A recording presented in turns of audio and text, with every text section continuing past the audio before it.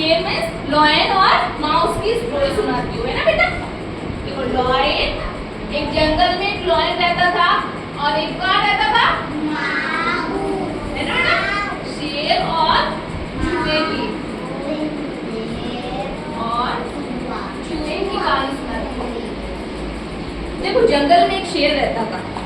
एक दिन वो बहुत थका हुआ था, पेड़ के नीचे लेकर आराम कर रहा था।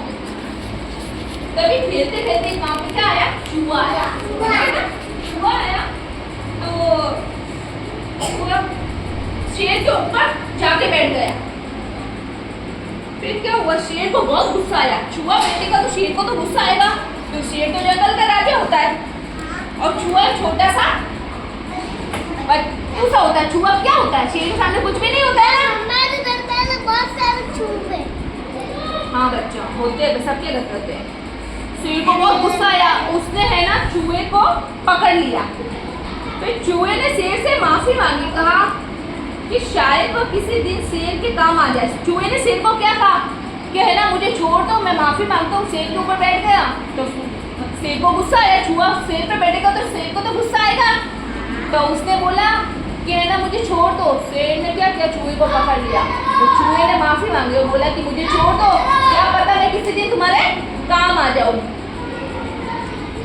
शेर ने उस पर दया की। शेर ने कहा चलो छोड़ देता हूँ, तूने एक बार गलती की, तुझे छोड़ देता हूँ, और दया करके उसको छोड़ दिया।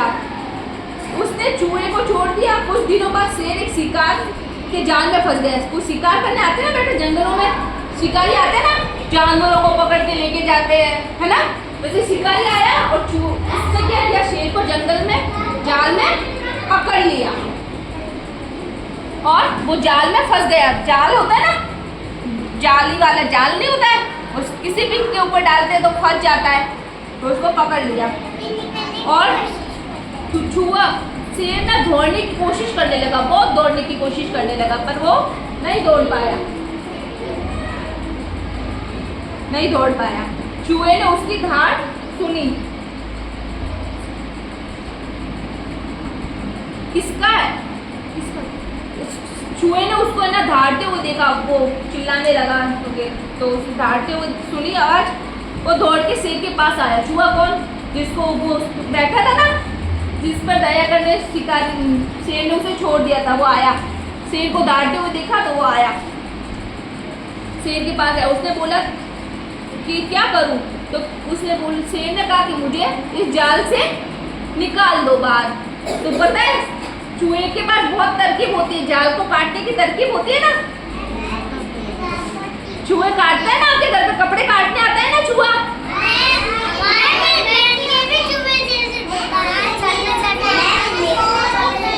हाँ बच्चों, वैसे आपके कपड़े काट देते हैं ना, तो चूहे को कपड़े काटने का, और जाल भी वैसे ही होता है ना, कपड़े का ही होता है ना जाल। मेरे बहन के भी एक चूहे जैसे छोटे छोटे मेरे घर पे भी आए थे।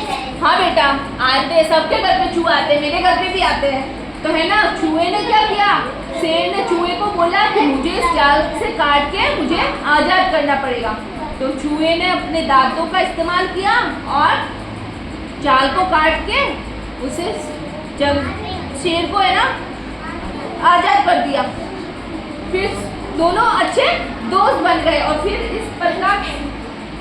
इस प्रकार से है ना चूहा तो वहां से उसने अपनी अक्ल दिखा के शेर को आजाद किया, और दोनों अच्छे दोस्त बन गए। और फिर दोनों साथ साथ रहने लगे, खेलने लगे, घूमने लगे, और फिर दोनों दोस्त बन के साथ जाते, कहीं भी जाते तो साथ जाते, कुछ भी करते तो साथ में करते, खाना भी साथ में खाते, पार्क में भी साथ में घूमते। इसलिए हमें इस कहानी से क्या शिक्षा मिलती है कि कभी कोई भी इंसान छोटा बड़ा नहीं होता है, हमें उसकी छोटे बड़े होने की स्थिति नहीं देखनी चाहिए, और हमें सब समान होते हैं ना। जैसे कि ये छोटा है तो ये भी तो आपकी मदद कर सकता है ना, कर सकता है कि नहीं कर सकता है। छोटों से भी हम शिक्षा ले सकते हैं, बड़ों से भी हम शिक्षा ले सकते हैं। इस प्रकार हमें ये इस कविता से हमें, कहानी से हमें क्या शिक्षा मिलती है पता है आपको, क्या शिक्षा मिलती है बताओ। हमें दूसरों की क्या करनी चाहिए,